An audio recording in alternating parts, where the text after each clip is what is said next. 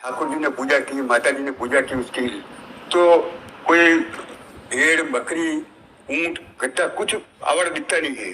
ये गौ माता जहाँ देखो वहाँ आवारा घूम रही है। हाँ, इसका कारण क्या है? कलयुग में लोगों की स्वार्थ बुद्धि विशेष बढ़ गई है। अर्थ प्रधान बुद्धि हो गई, धर्म प्रधान बुद्धि नहीं हुई।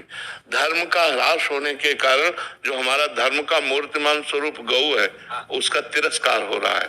आप संत बड़े बड़े महापुरुषों ने बड़ी बड़ी गौशालाएं खोल करके आदर पूर्वक गौओं की सेवा कर रहे हैं। आज वासना, धन की वासना, भोगों की बढ़ गई, धर्म की हट गई, इसलिए अब घरों में भैंस रखते हैं क्योंकि महंगा दूध जाता है।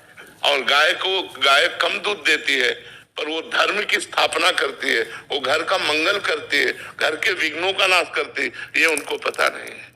क्योंकि धर्म का ह्रास होता चला जा रहा है। कलयुग स्वार्थ बुद्धि बढ़ा रहा है। कलयुग में धन की बुद्धि बढ़ रही, धर्म की बुद्धि नहीं।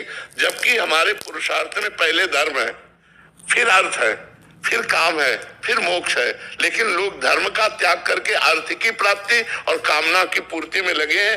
धर्म और मोक्ष दोनों का त्याग हो गया है, क्योंकि गौ सेवा मोक्ष की भी प्राप्ति का हेतु है। क्योंकि स्वयं भगवान श्री कृष्ण ने परब्रह्म परमात्मा होते हुए भी गौएं चराई, गौओं की सेवा की। गौओं का दुग्ध जो है वो हमारे हविष्यान्न में आता है, यज्ञ की पूर्ति होती है, देवता प्रसन्न होते हैं और सारे विघ्नों का नाश होता है। स्वयं भगवान के श्री अंगों में गौ का गोबर लगाकर और गौ की पूंछ से निर्विघ्नता का प्रमाण दिया जाता था। तो ये गृहस्थ लोग जो आज दुखी अशांत, भाई भाई में झगड़ा, पूरे घर में अशांति छाई, उसका कारण यही है, धर्म का लोप हो जाना।